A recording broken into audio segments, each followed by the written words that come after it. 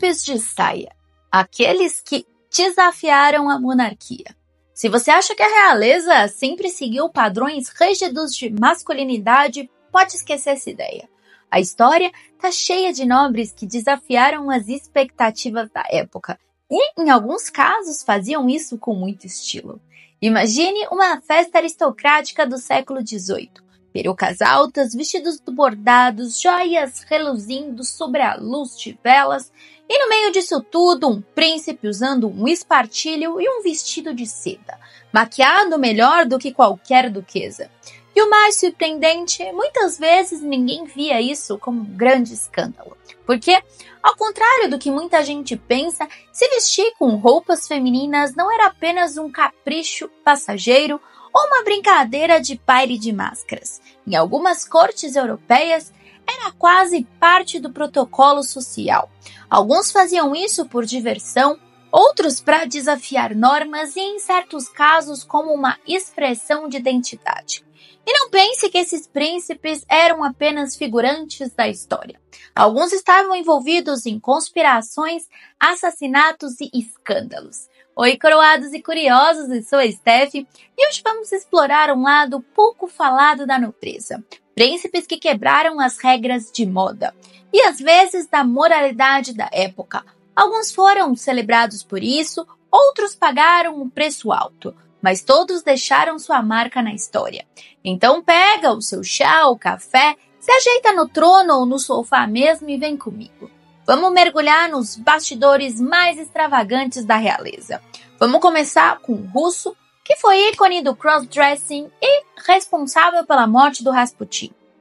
Se você acha que a realeza russa era toda séria e só pensava em guerras e alianças políticas, você nunca ouviu falar de Félix Yusupov.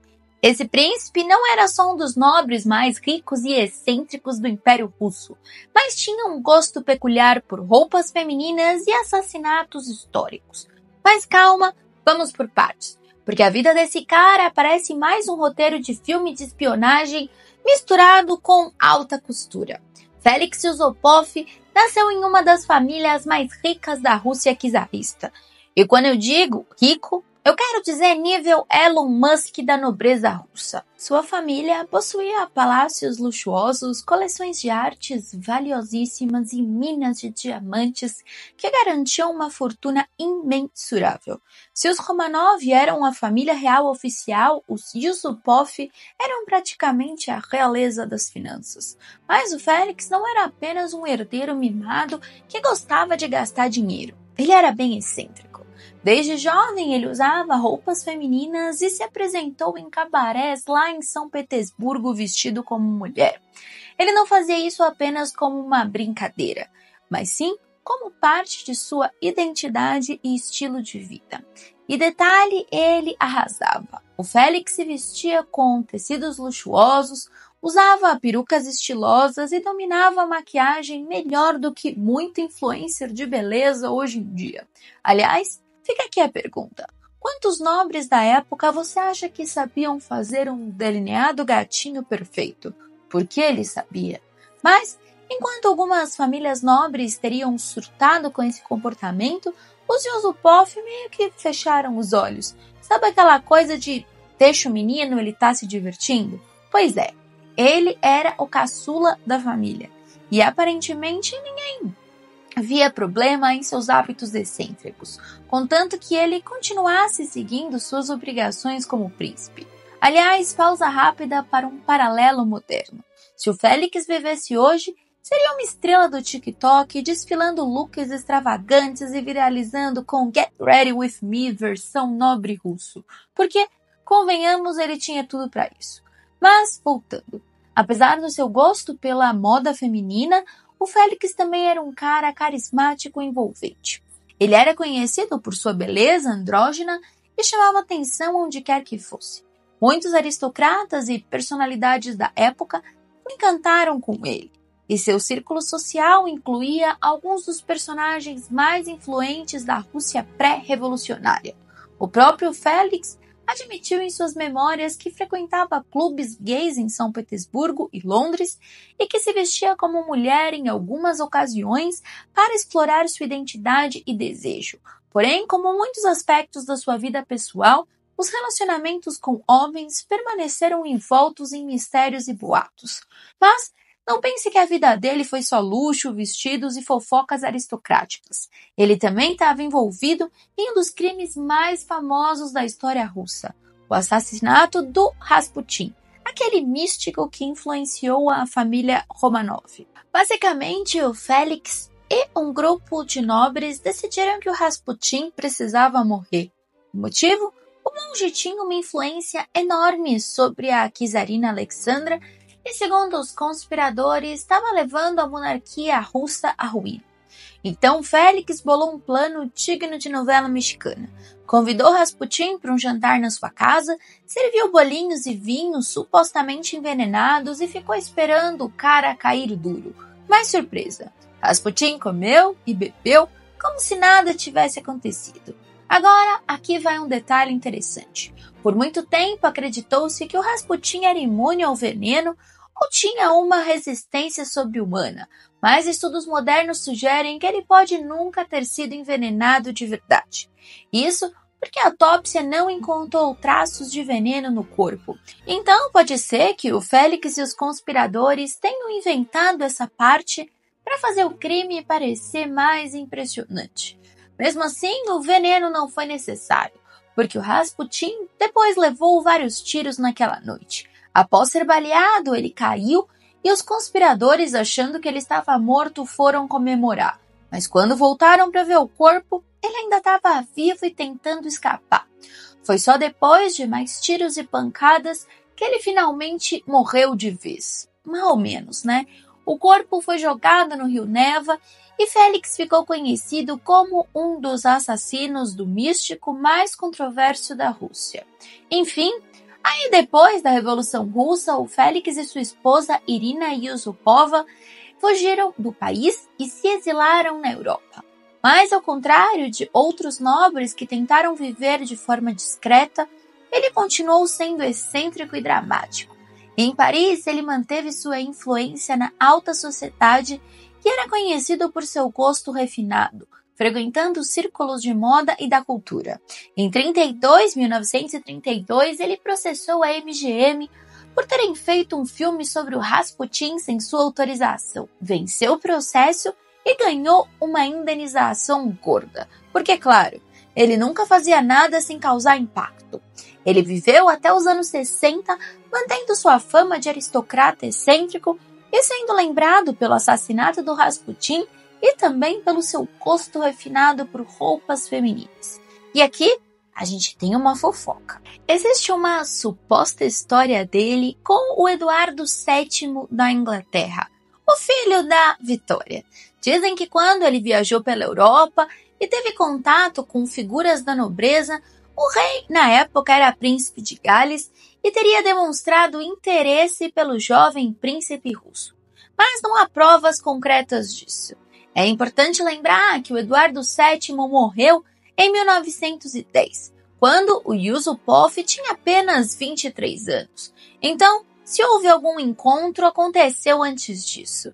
E agora eu te pergunto, o Félix foi um herói, um vilão ou apenas um cara que queria curtir a vida do jeito que bem entendia?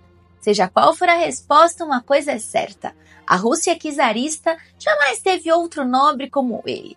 Agora, vamos falar de um príncipe que você com certeza viu na série da Imperatriz Sissi. O irmão, que era um menininho do Francisco José, que se vestia de menina e tinha interesses homossexuais desde novo. Você se lembra? Então, se tem uma família na Europa que levava sua imagem muito, mas muito a sério, essa família era a Casa dos Habsburgo. Já falamos deles em vários vídeos, lembra? Enfim, eles governaram impérios por séculos, comandando impérios e territórios que iam da Espanha à Áustria, passando pela Hungria e pedaços da Itália. Se tinha uma coisa que eles não gostavam, eram escândalos. Agora imagine a reação da corte quando um dos príncipes resolveu desafiar todas as normas sociais da época. Apresento a vocês Luís Vitor da Áustria, o irmão mais novo do imperador Francisco José e a verdadeira ovelha escandalosa da família. Diferente de seus irmãos, que estavam ocupados governando o império e se casando com princesas para manter alianças políticas, o Luizinho parecia interessado em festas, arte e esquecer o manual de comportamento do Habsburgo. Ele era o irmão mais novo, então, e ele também não foi criado com todo aquele rigor que o Francisco José e seus irmãos mais velhos tinham. Mas o que realmente causava alvoroço eram os rumores sobre as festas privadas e seus hábitos nada convencionais para um membro da nobreza imperial. O Luís Vitor da Áustria era conhecido por sua personalidade extravagante e seu desprezo pelas rígidas tradições da família imperial. Ele gostava da vida boêmia e frequentava círculos sociais considerados muito liberais para a época. Seus interesses iam muito além dos eventos formais da corte, e ele adorava secar-se de artistas, intelectuais e membros da aristocracia, que, assim como ele, preferiam as festas da política. Mas, infelizmente, ele nasceu em uma época bem menos tolerante. A corte vienense não via suas excentricidades com bons olhos, e a coisa começou a ficar realmente feia quando ele passou a frequentar banhos públicos e festas privadas, onde a nobreza e a elite intelectual da época se reuniam para se divertir, longe dos olhos conservadores da sociedade. A essa altura, o seu irmão Francisco José já estava arrancando os poucos cabelos que lhe restavam. Afinal, o Habsburgo, envolto em escândalos desse tipo, podia prejudicar a imagem do império. E aí veio o golpe final. Em 1904, começou a circular rumores de que o Luís Vitor da Áustria havia sido flagrado em banho público em Viena, frequentado por homossexuais em uma situação comprometedora. E quando eu digo comprometedora, era mesmo. Segundo relatos, ele foi reconhecido nesse estabelecimento e se estranhou com um homem deles e acabou sendo agredido no local. A fofoca chegou ao imperador, que ficou muito furioso. Francisco José, que já não tinha muita paciência para os excessos do irmão, decidiu que não dava mais para tolerar suas atitudes e pediu que ele se afastasse da vida pública e fosse viver em Salzburgo.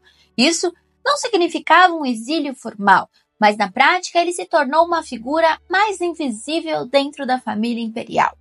Outro fator que incomodava profundamente a corte era o fato do Luizinho, o Ludwig, que eles falavam, recusar qualquer proposta de casamento. Diferente de seus irmãos e primos, que foram empurrados para casamentos desde cedo, ele rejeitou alianças matrimoniais. E olha que eles tentaram. E o Luizinho estava nem aí, não queria saber de casamento. Ele só recusava e não dava motivos. Enfim, o Luizinho viveu até os 76 anos, mantendo-se relativamente discreto em Salzburgo. Ele nunca voltou a desempenhar um papel ativo na corte imperial e sua vida permaneceu envolta em mistério. Ele passou os seus últimos anos afastado dos holofotes, o que provavelmente não foi sua escolha, mas sim a única alternativa que lhe restou após ser cancelado pelo próprio irmão. Mas se tem uma coisa que a gente aprende com essa história é que mesmo dentro das dinastias mais rígidas e tradicionais, sempre existiram pessoas que desafiaram as regras, viveram de forma que quiseram e deixaram sua marca na história. Agora vamos viajar para a França, na corte do rei Luís XIV, o Rei Sol. Se tem uma coisa que ninguém pode negar sobre a realeza francesa é que eles tinham estilo. E se existia um lugar onde o luxo e o exagero eram a norma, esse lugar era Versalhes, o palácio onde até os candelabros tinham mais joias do que um cofre de banco. Agora, no meio de todo esse glamour, havia um príncipe que se destacava não apenas por roupas extravagantes, mas por sua personalidade vibrante e seu jeito nada convencional de viver. Esse era Filipe I, Duque de Orleans, irmão mais novo do Rei Sol. E olha, se o irmão mais velho era símbolo de grandiosidade e poder absoluto, o Filipe era ícone de excentricidade e rebeldia. E o mais impressionante ele não só desafiava as normas de masculinidade da época, mas também era um dos homens mais influentes da corte. Isso mesmo. Enquanto todo mundo esperava que um príncipe agisse com a seriedade militar e política que a monarquia exigia, o Filipe ignorava esse roteiro e fazia do seu jeito. Mas calma, isso não significa que ele era apenas um nobre excêntrico sem relevância política. Pelo contrário, ele foi um dos maiores comandantes militares da França e venceu batalhas decisivas. Tudo isso enquanto desfilava por Versalhes com perucas impecáveis, roupas brilhantes e uma vida social digna de reality show. Agora me diga, quantos príncipes que você conhece conseguem ser fashionistas, desafiadores de gênero e ao mesmo tempo líderes de exércitos? Pois bem, é por isso que a história do Philip merece ser contada. Antes da gente entrar nas festas, romances e duelos políticos, vamos entender por que o Philip era tão diferente de Luís XIV. Desde criança, ele não recebeu a mesma educação voltada para o poder e a governança. Em vez disso, ele foi direcionado para os círculos sociais da corte e os ambientes luxuosos e artísticos de Versalhes. Isso não significa que ele foi treinado para ser menos masculino, como alguns sugerem, mas o fato dele não demonstrar interesse em política e preferir a vida social acabou sendo conveniente para o rei. Afinal, irmãos de reis sempre representavam um risco. No mundo da monarquia, o irmão mais novo muitas vezes dava golpes de estado, fazia conspirações e fazia guerras civis. Mas com o Philip ocupando-se demais com bailes e desfilando seus looks extravagantes, ninguém precisava se preocupar com rebeliões. Agora pensa bem, isso não é a versão do século XVII do deixa ele no entretenimento, assim ele não atrapalha o CEO da família? Se isso fosse um filme da Disney, o Philip seria aquele irmão divertido, cheio de personalidade, que brilha mais que o protagonista, mas que todo mundo subestima até perceber que ele é essencial para a história. Mas aqui vem toda a reviravolta. Apesar de todo esse brilho e pompa, o Philip I, Duque de Orleans, acabou se tornando um dos homens mais influentes da França. Seu talento para navegar nos jogos políticos da corte fez com que ele acumulasse poder e influência, algo que provavelmente nem o Luís XIV esperava. E quer saber o melhor? Ele adorava essa atenção. Além disso, ele adorava festas, desfiles, competições de moda e escândalos amorosos. Seus trajes eram tão luxuosos quanto das damas da nobreza, e ele se cercava de amantes e favoritos, sem se preocupar com a opinião dos mais conservadores. E por falar em romances, ele era abertamente homossexual ou bissexual. Os historiadores debatem isso, mas o fato é que ele teve diversos amantes masculinos conhecidos. Seu favorito mais famoso foi o Cavaleiro de Lorena, com quem manteve um relacionamento duradouro e bem turbulento. Mas aqui vem um detalhe super interessante. Mesmo vivendo uma vida amorosa pouco convencional para os padrões da época, o Philip ainda teve que cumprir o seu dever e se casar com uma mulher. E quem foi a escolhida? Henriqueta Ana da Inglaterra, irmã do Charles II da Inglaterra, aquele que fazia perucas pubianas das amantes. Então, agora, imagina o drama dessa situação. Um dos príncipes mais extravagantes da Europa, famoso por seus romances com homens, sendo forçado a se casar com uma princesa inglesa. Foi bem tenso. Mas, apesar dos desentendimentos, a Henriqueta era uma figura política importante e teve um papel na diplomacia entre a França e a Inglaterra. Mesmo assim, eles acabaram tendo 3 filhos. Ela também sofreu 5 abortos. E agora o mais tenso. Aos 26 anos, ela morreu subitamente, o que gerou boatos de que ela teria sido envenenada. No entanto, a causa oficial foi de perotonite aguda. Depois, ele se casou novamente com Elizabeth do Paladino e também teve filhos. Uma história engraçada é que durante esse primeiro casamento, o Philip se envolveu com Armand de Gramont, conde de Guiche. Os 2 homens tiveram uma relação quase pública e bastante escandalosa, o que chegou a gerar algumas crises na família real. O pior veio quando o Guiche tentou enganar o Philip ao cortejar a Henriqueta Ana. a esposa do príncipe. Humilhado, o irmão mais novo do Luís XIV pediu que ele exilasse o traidor, para que a honra da sua família pudesse ser mantida. O rei, em sua posição máxima, acatou a vontade do irmão e mandou o conde para bem longe. Agora, uma parte surpreendente da vida do Filipe. Ele era um comandante militar extremamente competente. Durante a Guerra da Holanda de 1672 a 1678, ele liderou tropas contra os holandeses e seus aliados. Venceu batalhas importantes, provando que podia ser muito mais do que apenas o irmão excêntrico do rei. Isso deve ter deixado o Luís XIV um tanto desconfortável. Afinal, aquele irmão que ele deixou de lado estava mostrando que tinha talento para liderança militar. Agora pensa bem, quantos ícones da moda você conhece que também são brilhantes estrategistas de guerra? O Philip definitivamente conseguiu equilibrar os dois papéis como ninguém. Ele morreu em 1701, mas deixou um legado duradouro. Sua filha se tornou rainha da Espanha, e a linhagem dos Orleans disputaria o trono francês no futuro. Séculos depois, um dos seus descendentes, Luís Felipe I, se tornaria rei da França em 1830. Mas mais do que isso, ele provou que era possível desafiar padrões e ainda assim ter poder e influência. Enquanto muitos o viam como apenas um nobre extravagante, ele mostrou que podia ser icônico da moda e também feroz no campo de batalha. E agora eu te pergunto, o Philip foi apenas um príncipe excêntrico ou um revolucionário dentro da nobreza francesa? E agora, vamos continuar na França e vamos viajar para a corte da rainha serpente Catarina de Médici. Se você já assistiu a série, você viu que ela tem um filho que se veste de mulher. Porém, lá tem uma confusão entre os filhos que eu vou contar em outro vídeo. E o excêntrico é o Francisco Duque de Anjou. Mas, na vida real, o filho que causou escândalo por se vestir de mulher era o Henrique III. Se você acha que um rei precisa ser sempre um guerreiro imponente, com uma armadura brilhante e uma espada na mão, bom, o Henrique III da França não estava nem aí para esse estereótipo. Ele preferia gastar seu tempo cercado de um grupo seleto de nobres extremamente bem vestidos, usar roupas luxuosas, carregar seu cachorrinho no colo e escandalizar a corte francesa com seu estilo de vida nada convencional.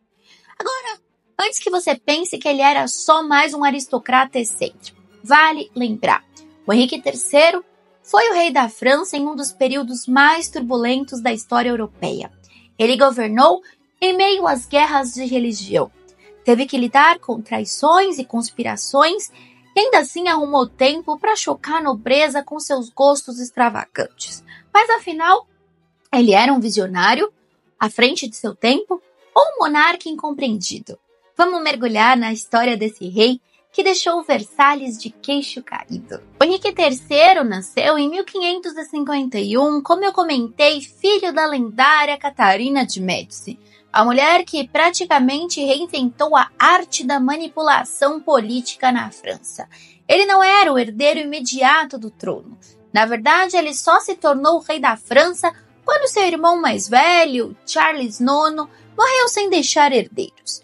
Antes disso, ele já havia sido eleito rei da Polônia em 1573, mas ele abandonou o trono polonês e fugiu de volta para a França quando soube que seu irmão tinha morrido, porque ele também preferia ser o rei da França.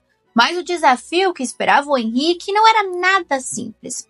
O país estava mergulhado em guerras religiosas entre católicos e protestantes, e a política francesa era um verdadeiro ninho de cobras. Só que, em vez de agir como um rei tradicional e focar em estratégias militares, ele dedicou muita atenção a algo que deixava os nobres franceses em choque: seu estilo pessoal. Se o Henrique III fosse um influenciador da moda hoje, com certeza ele dominaria os tapetes vermelhos. Ele usava roupas bordadas, colares de pérolas, perfumes sofisticados e maquiagem sutil, o que, para os padrões da época, não era comum para um rei. Mas o que realmente incomodava os conservadores da corte era os seus minions. Sim, O mesmo termo que séculos depois daria nome àqueles adoráveis bichinhos amarelos dos filmes de animação. Mas calma, os Minions do Henrique não eram fofos inocentes. Eram um grupo de nobres, jovens, extremamente bem vestidos homens que vestiam e que seguiam o rei para todo lado, com seus perfumes caríssimos, roupas extravagantes e comportamento afeminado para os padrões da época. Os inimigos do Henrique III adoravam insinuar que os seus Minions eram mais do que apenas cortesãos próximos do rei. Alguns diziam que ele tinha relacionamentos íntimos com eles, enquanto outros apenas ridicularizavam o fato de que ele parecia mais interessado em moda e teatro do que em batalhas e política. Agora, será que essas fofocas tinham fundamento ou eram apenas intrigas políticas? O Henrique III, no final das contas, se casou com uma mulher, Luísa de Lorena, mas nunca teve filhos. Além disso, sua corte realmente era conhecida por seu refinamento exagerado e ele parecia mais confortável com seus minions do que em reuniões de estratégia militar. Se ele tinha ou não um relacionamento com esses caras, a gente nunca vai saber ao certo. Mas o fato é que o seu estilo de vida foi suficiente para chocar os moralistas da época.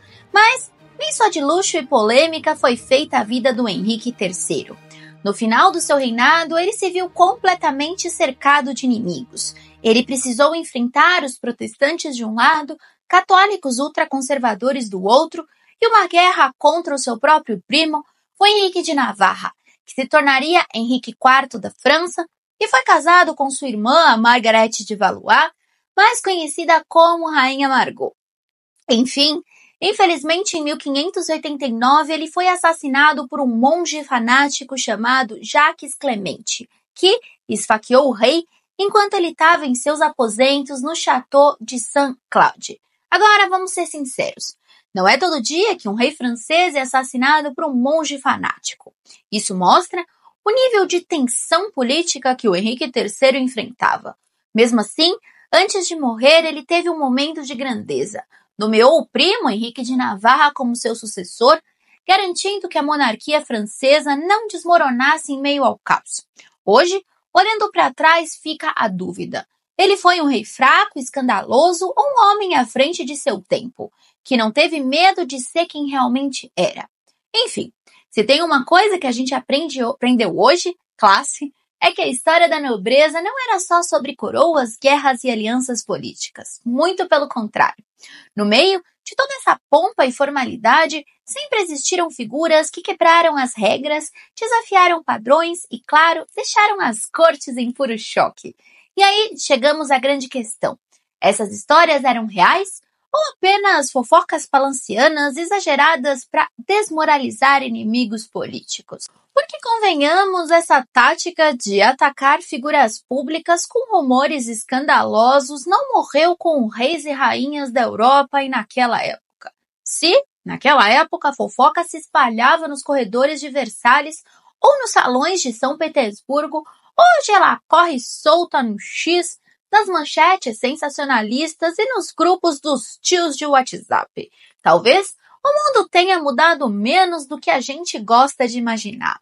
Agora eu quero saber de vocês. Qual dessas histórias vocês acham que foi real e qual foi exagero? E quem desses nobres foi um verdadeiro ícone que viveu a própria verdade e quem pode ter sido apenas vítima das fake news da época? Deixem suas teorias nos comentários, porque se tem uma coisa que a história nos ensina é que sempre há mais de um lado de cada história. E algumas são tão boas que merecem ser recontadas para sempre. E eu espero que você tenha gostado desse vídeo. E se você ainda não se inscreveu no canal, essa é a sua deixa. Aqui, o café nunca esfria e as intrigas da história são sempre servidas bem quentinhas para você. Nós temos vídeos todos os dias às 8 horas da noite. Um beijo e eu te vejo amanhã.